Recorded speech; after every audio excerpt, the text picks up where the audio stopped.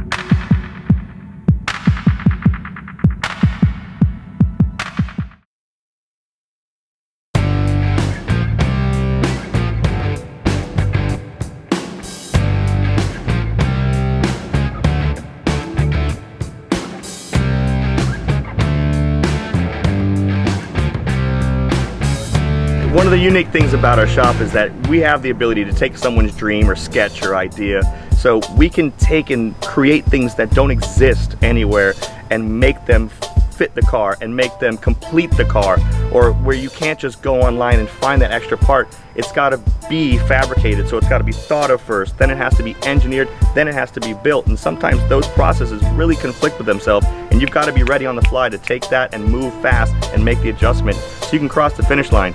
The worst thing that happens in most shops are no one ever crosses the finish line, and you've got these guys, you've got cars everywhere all over the country that are just being started, and all the money's being spent at the beginning, and we got the best motors and the best wheels and the best chassis, but they never finish the car. That's the worst thing that could ever happen to these high-end builds. We make sure the car gets across the finish line. We manage budgets really well, and that's why we're one of the leaders in what we do.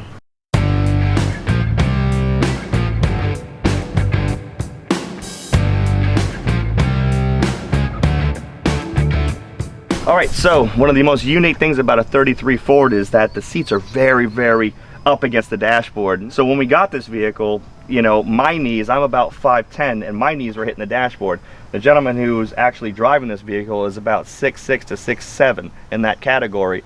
He was nowhere, he wasn't going to fit in the vehicle at all. He purchased it because it just was a hot little number that needed to get redone, and he saw the vision that was capable, but we really, really needed to make some room for him. So what we did is actually, these buttons in the floor is where the seats used to be, and I think they were a real spicy add-on to the car because they looked good. Instead of having to redo some of those items, we cost shifted some of those features around, but the seats were 11 inches farther forward than what they are now.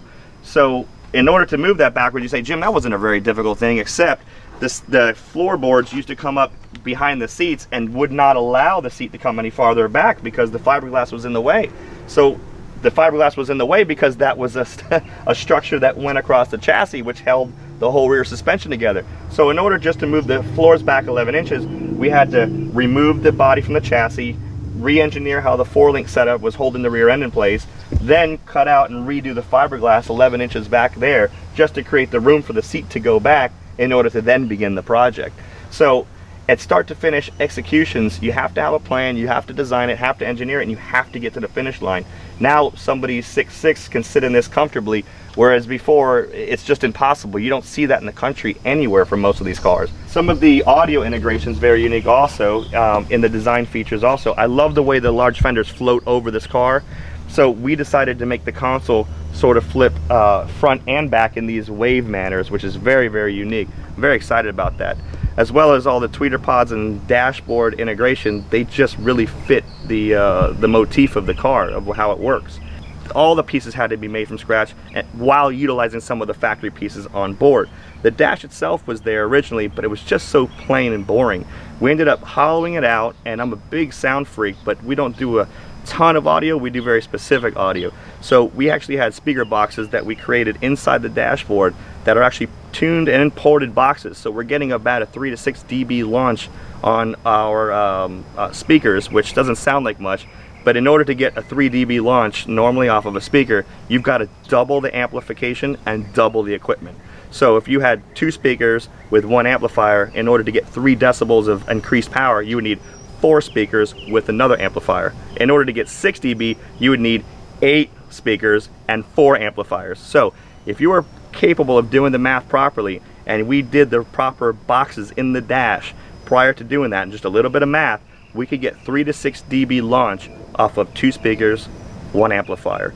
So that math saves you money, saves you space, and gives you more output without draining your battery, your alternator, and having too many accessories in the car that really aren't necessary for a car. The simplicity can remain intact that way. We styled a tweeter pod because they weren't fashioned here, and we used fiberglass to start coming into it. We utilized the satin on both sides to match, but the detail that comes around really is something that you just can't find on the marketplace, and it needs to be created. This goes back to creating things that just can't be made on the marketplace. They're a mixture of fiberglass, plastics, and aluminum to create this outcome, and then they're fastened. When the tweeter actually removes, like a factory style setup, the bolts that hold on the mirror actually hold the pod in. So your removal process would be tweeter out, bolts out, mirror, and this comes off at the same time. And that doesn't sound like anything important, but when someone's working on a vehicle and the car gets sold, there has to be some formula for working on the vehicle. So what we did here is made everything very friendly for the driver. When we put the floor shifter in, you notice that the push button start is right here within finger reach. Everything's here. This is your volume knob. This is your bass knob. You have your headlights and interior lights setups on the dash, so for evening cruising. Cup holder, I know that sounds off, but wait till you're out and cruising, you need your water and you got to put it somewhere. That's always a big thing, as cup holders, and you know, many car manufacturers knew that cup holder sold cars back then more than anything, so that's a big part of it. But integrating everything into the driver experience is the easy part. I'm comfortable, I'm sitting back here, I'm here, I can hit the push button start, we're up and running. I've got my volume, my bass. Not too much searching around. Everything where your hands land, that's very important, that things work. You know, and that was a big part of what we target. These gauges come from Classic Instruments. They're a pre-packaged setup. They're really friendly to work with, and you can utilize different finishes with them, and you can even get very creative with them. If you had, say, a car with a certain pearl, they can integrate that into the background or onto the needles. They're very friendly to work with, and they're very easy to disconnect and connect with that setup. The interior has been done with Focal audio system. We've got some of the newest products from Moscone amplifiers and integration systems in there.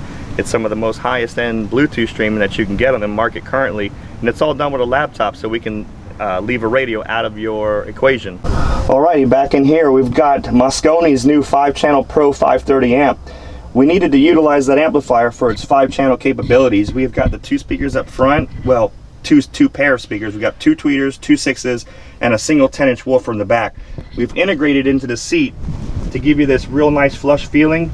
And something about the vintage cars always had these wings, so we kept the style with these wings along with some linear platform design print in here. So that worked out pretty well. We kept the style of the roll wrap around, so it gives a really nice feel in the vehicle. And all around, just a great output of sound. This is a ported box, and we're really impressed with the sound output that it gives us. Here we've got an LS motor, but it has a really nice cover over it. We utilize Al Capone's airbrushing service to get all these features in here. So Al did a fantastic job of doing the feature setup on here. And everybody usually clear coats over airbrushing. We decided to stick with a satin on top of there to match the satin setup overall. It's neat to not see something wrapped and actually see it painted. There's a lot more technique that goes into it, but the execution once accomplished is just to die for. Some of the features we get into, believe it or not, are aluminum billet washers, and we have a few different styles around the car. It's better than just seeing your normal bolts in there, I think. As well as up underneath here, we've got an 18 gauge stainless banner that we put up underneath the hood, which is really close to a mirror reflection. Some people try to use real thin metal and you get a lot of waves and ripples in it.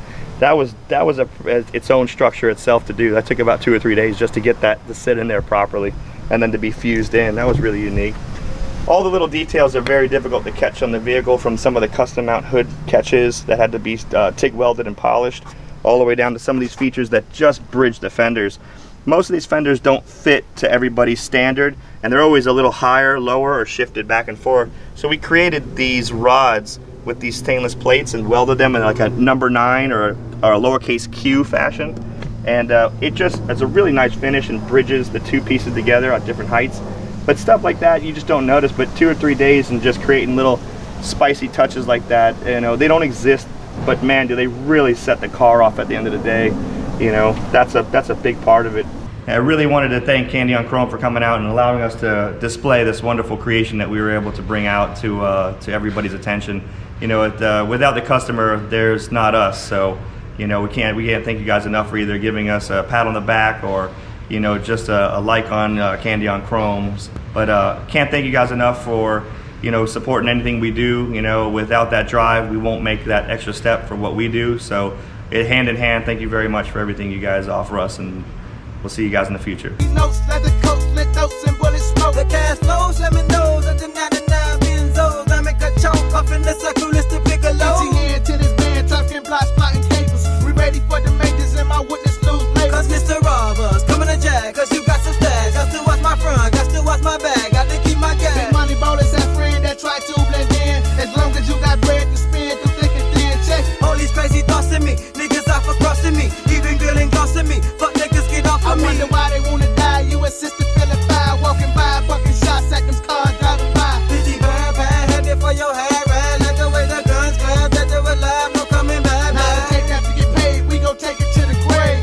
In 57 ways, living life in this way. What you say? I got all these crazy thoughts in me, niggas off across in me, thought I was too smart to be.